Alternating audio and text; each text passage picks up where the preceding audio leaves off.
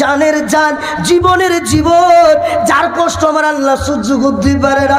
হাবিবুল্লাহ বিশ্ব নবী 3 দিন ধরে আয়েশাকে আসতে দেই না, 3 দিন ধরে সামনে ফাতেমাকে আসতে দেই না। জিজ্ঞাসা করি, আব্বা জান আপনি কেন 3 দিন আমাদের সামনে আসতে দিচ্ছ না? ফাতেমাকে কিছু বলে না।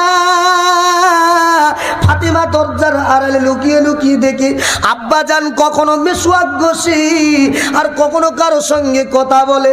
ও ভাই জান, আমার বিশ্ব নবীর মৃত্যুটা যখন হয় ভাই, শরীর থেকে বড় বড় ঘাম বার হতে শুরু করি।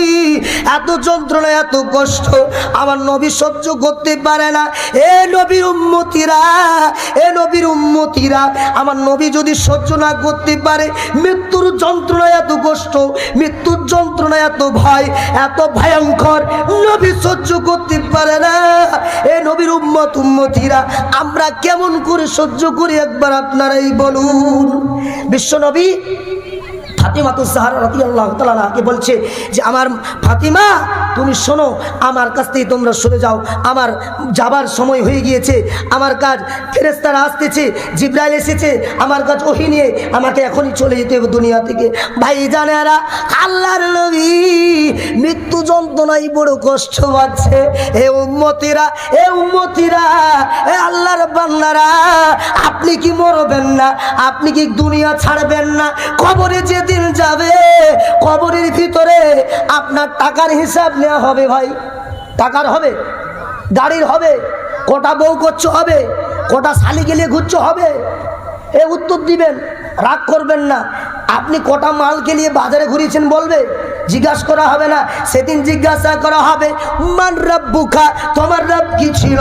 আমি আল্লাহর হুকুম যদি মেনে চলি, আল্লাহর তরিকা মোতাবিক যদি আল্লাহর হুকুম মোতাবিক চলি, তো আমার জবান থেকে বার হবে রাব্বিল্লাহ, আমার আল্লাহ ছিল, আমার রব ছিল আমার আল্লাহ।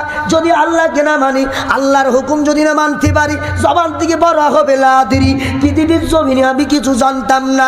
আল্লাহ পাক আবার বলবে, ও ফেরেশতারা যাও তাকে জিজ্ঞাসা করো মা নবিয়কা, তার নবী কি ছিল, মা দিনকা, তার দিন কি ছিল।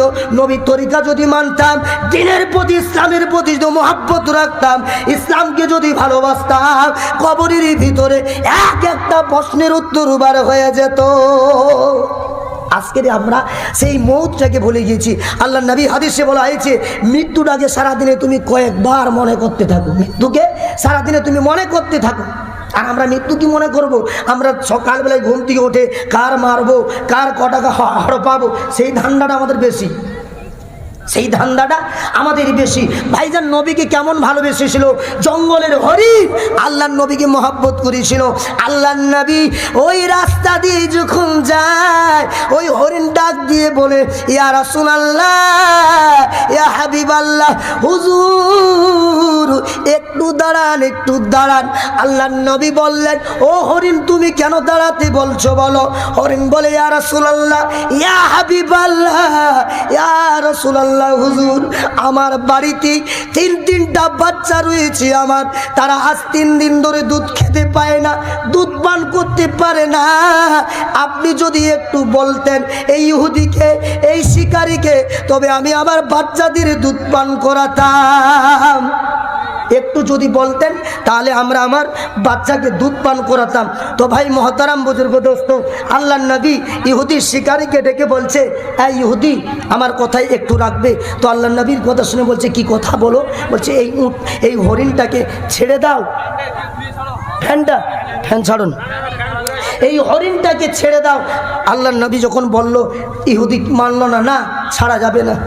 আল্লাহর নবী, বিশ্ব নবী ডাক দিয়ে বলেন, ও ভাই ইহুদি, ও ভাই শিকারী, তোমার কাছে একটা অনুরোধ আমার রইল, এই হরিণগুলোকে ছেড়ে দাও, এই খুঁটাতে, এই গাছের গোড়াতে আমায় বেঁধে দাও, আমি বাঁধা রইব। এই হরিণ যাবে বাচ্চাদের দুধ খাওয়াতে, বাচ্চাদের দুধ পান করাতে। ওই হরিণের বদলি আমার বিশ্ব নবী গাছের গোড়ায় রইল, গাছের গোড়ায় বাঁধা রই। হরিণ ছুটে যায় বাচ্চাদের কাছে। বাবা বাচ্চাদের কাছে যখন যায়, বাচ্চারা বলে, জননী মা আপনি বলুন, আপনি বলুন 3 দিন ধরে আমরা দুধ পান করি না, আপনি কোথায় ছিলেন? হরিণ ডাক দিয়ে বলে, বাবারা শোনো, তোমরা শোনো, আজকের যে আমি এসেছি এই জায়গায় আসতে পারতাম না যদি আমার দয়ার নবী বিশ্ব নবী আমার জন্য ইহুদির কাছে বন্দী না থাকতো। একবার জোরে হবে না সুবহানাল্লাহ। হরিণ বিশ্ব নবীকে চিনেছেন। ওই বাচ্চাগুলো যখন নবীর এই কথা শুনে, কষ্টের কথা, তো বাচ্চাগুলো তখন বলে, আমার জননী মা, আমরা তো দুধ পান করবো না, কারণ আমার নবী বিশ্ব নবী হাবিবুল্লাহ মায়ার নবী, ওই এতিম নবী, মা হারা বাবার নবী, যে নবীকে ইহুদারা মেরেছিল, যে নবীকে কাফের মুনাফিকেরা হাত দারাজি করেছিল, ও জননী মা, আমরা যদি দুধ খাই, আমরা যদি দুধ পান করি, আমাদের কারণে এই দুধ খাতে খেতে যদি দেরি হয়ে যায়, আমার নবীর উপরে মার পড়বে, আমার নবী কষ্ট পাবে, আল্লাহর কাছে কি জবাব দিব সেদিন? ও ভাই জানেরা, ওই বাচ্চাগুলো ছুটতে ছুটতে নবীর কাছে পৌঁছে গেল। হরিণ বাচ্চাদের নিয়ে ছুটে যাচ্ছে নবীর কাছে ছুটে। ভাই ইহুদি দাঁড়িয়ে আছে লাঠি নিয়ে, দেরি হলে বিশ্ব নবীর উপরে আঘাত শুরু হবে। যখন দেখছে হরিণী তার বাচ্চাদেরকে নিয়ে আসতেছে, ওই ইহুদি বলছে, তাই তো এই একটা বিশাল মনমান্ত্রিক ঘটনা দেখলাম, আমরা মানুষ আজ একে আখের নবী বলে মানতে পারলাম না। একটা জঙ্গলের অবালা পশু, অবালা জানোয়ার, যে কিছু জানে না, ধর্ম কি জিনিস, নবীকে চিনে না, সে আজকে কি করে এখানে এসে দাঁড়াতে পারলো? আমার ভাইরা, ওই বাচ্চার মা হরিণী ডেকে বলে, হুজুর আপনাকে এই জায়গায় বেঁধে দিয়ে যখন গিয়েছিলাম, আমি যখন ঘরে যাই, আমার বাচ্চাগুলো সবাই শুনে আপনার কথা যখন বলি, আমার বাচ্চাগুলো একটাও কেউ দুধ পান করে না। ইয়া রাসূলুল্লাহ, ইয়া হাবিবাল্লাহ, হুজুর আপনাকে দেখা করার জন্য, আপনাকে দেখার জন্য ওই বাচ্চাগুলো আমার সাথে এসেছে।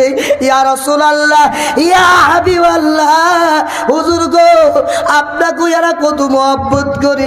ইহুদি ডেকে বলে, ইয়া রাসূল, ইয়া হাবিবাল্লাহ, হুজুর আমি এতদিন বিশ্বাস করতে তোমাকে পাচ্ছিলাম না। ভাই ইহুদি বলছে, এতদিন তোমাকে মানতে পারছিলাম না, আজ তো দেখে আমি অবাক হয়ে যাচ্ছি। ভাই বিশ্ব নবীকে এত জঙ্গলের পশুরা এত মেনেছিল, আমরা তো নবীর উম্মত, আমরা কেমন মানি? নবীর গলায় ছুরি আমরা বড়